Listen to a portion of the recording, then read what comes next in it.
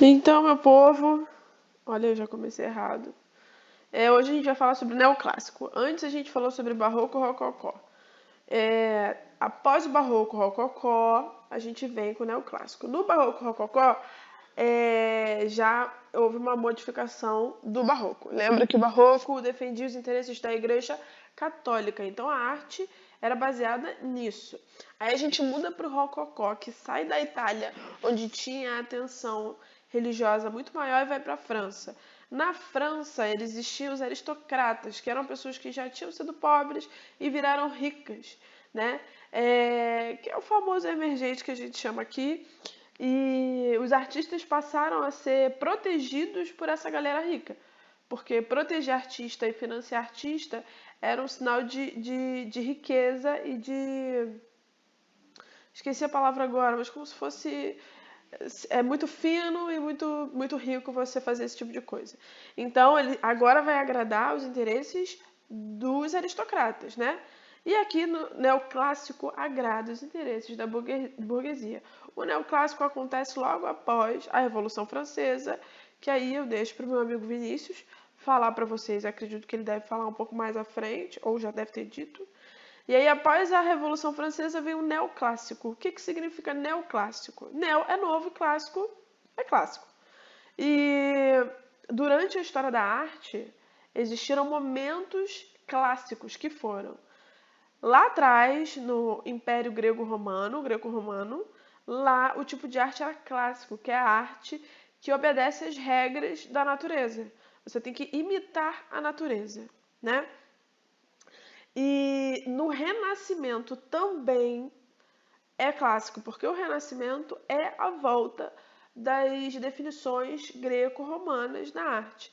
E aí o neoclássico volta à definição greco-romana e ao Renascimento. Vamos lá, neoclássico. Nas duas últimas décadas do século XVII, nas primeiras do século XIX, uma nova tendência estética predominou nas criações dos artistas europeus. Trata-se do academicismo ou neoclassicismo, que expressou os valores próprios de uma nova e fortalecida burguesia, que assumiu a direção da sociedade europeia após a Revolução Francesa e principalmente com o Império de Napoleão. Também tem isso, algo que eu não falei. Quem é o regente agora é Napoleão. Por que academicismo ou neoclassicismo? A gente vai ver aqui. Entendendo as referências anteriores ao neoclassicismo. No período clássico grego, eles se utilizam de regras para o desenho e existe uma obrigação com a realidade. O que o neoclássico também vai exigir. Aí aqui eu botei um exemplo, tá vendo? Período clássico, as estátuas gregas ganharam realismo. E esse realismo, gente, é matemática pura. É você estudar o corpo humano. No grego, eles estudavam o corpo humano, a matemática do corpo, que é basicamente o seguinte. Quando a gente vai desenhar, a gente sabe algumas regras. O ser humano é exatamente 8 cabeças dele. O tamanho dele é equivalente a 8 cabeças dele. Por exemplo, a minha cabeça tem 8 centímetros. Né? Se são 8 vezes o tamanho da minha cabeça, eu tenho 1,60. 1,60 não, eu tenho menos que isso. Eu também não sei o centímetro do meu rosto. Mas é basicamente 8 cabeças minhas. Então eu meço a minha cabeça e vou multiplicar 8 vezes. A distância de um olho para o outro é exatamente de um olho. A orelha sempre começa na altura dos olhos. A sua mão é exatamente do tamanho do seu queixo até a sua sobrancelha, um pouquinho além. O traço que divide o seu braço do seu antebraço é onde fica a sua cintura. O seu pescoço mede 1/3 do seu rosto. Essa é matemática pura para criar uma estética que seja visualmente boa de se ver, né? Beleza. Entendendo as referências anteriores ao neoclássico. Anos depois do Renascimento, retorna a mesma ideia do período clássico grego, com objetivo realístico, mas superaram esse período com estudos do corpos dissecados. Também focam nas regras matemáticas do corpo, como uma premissa do academicismo também. Já aqui no Renascimento, eles estudam a matemática, mas além disso, eles dissecam o corpo humano, justamente para entender melhor ainda. O Da Vinci é um que dissecava corpo, inclusive de bicho, para poder criar, para saber como que o pássaro conseguia voar. Ele dissecou o corpo do pássaro para projetar todas as criações dele que eram pautadas em helicóptero, essas coisas. Então, olha só, o neoclássico também é chamado de academicismo. Por quê?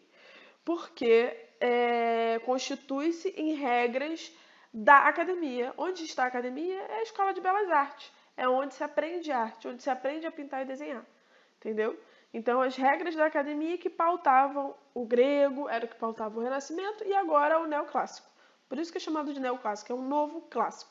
Uma nova forma de clássico. Você usa as mesmas regras, mas a história política, a sociedade é outra, né? Voltando ao neoclassicismo, retorno ao passado pela imitação dos modelos antigos, tá? Característica neoclássica, sujeição aos modelos e às regras ensinadas na escola, o academicismo. Defende a supremacia e técnicas de necessidade de projeto de lei do desenho. Comandar a execução da obra, seja a tela ou o edifício. Então, gente, quem é que dava dinheiro para esse povo? Então, a maioria dos quadros, na verdade, eu vou dividir esse vídeo de hoje em dois. Então, agora eu vou falar um pouquinho sobre o que é o neoclássico, que vocês já entenderam que é imitação da realidade, são os valores antigos do desenho, né? E depois eu vou dar outro vídeo também sobre o neoclassicismo, tá? Aqui a gente está vendo nesse quadro a perfeição dos detalhes, né? O quanto parece fotografia de tão bem feito. Arte entendida como imitação da natureza. É uma obrigação dessa época imitar a natureza. Quando a gente diz a natureza, é imitar tudo que tem na natureza. Tudo você vai fazer perfeitamente bem. Do ser humano ao céu, ao palácio, qualquer outra coisa, tá? A Revolução Francesa e a proeminência da burguesia e o início da Revolução Industrial também tem isso. O neoclássico ele percorre o início da Revolução Industrial. Na Inglaterra, modificam radicalmente a posição do artista na sociedade. A arte passa a responder a necessidades sociais e econômicas. A construção de edifícios públicos, escolares, hospitais, museus, mercado, cárcere, etc. E as intervenções do traçado nas cidades evidenciam a exigência da racionalidade que a arquitetura e urbanística, nova ciência da cidade, almejam.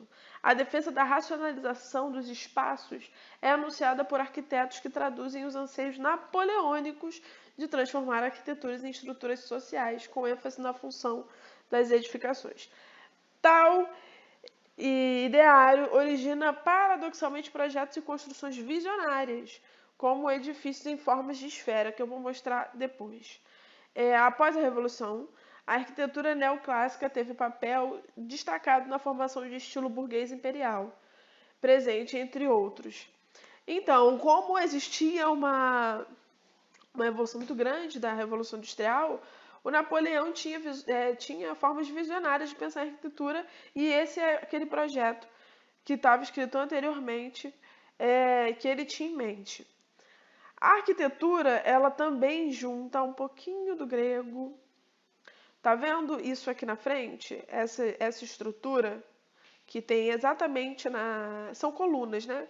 Que a gente chama de coluna dória, coríntio, jônico. Essas colunas são totalmente gregas, tá vendo?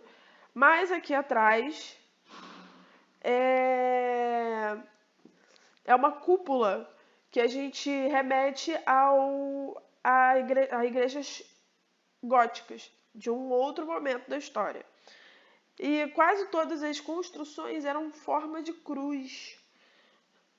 Eu não tenho aqui a planta baixa, mas é sempre em forma de cruz. Dá para ver mais ou menos aqui.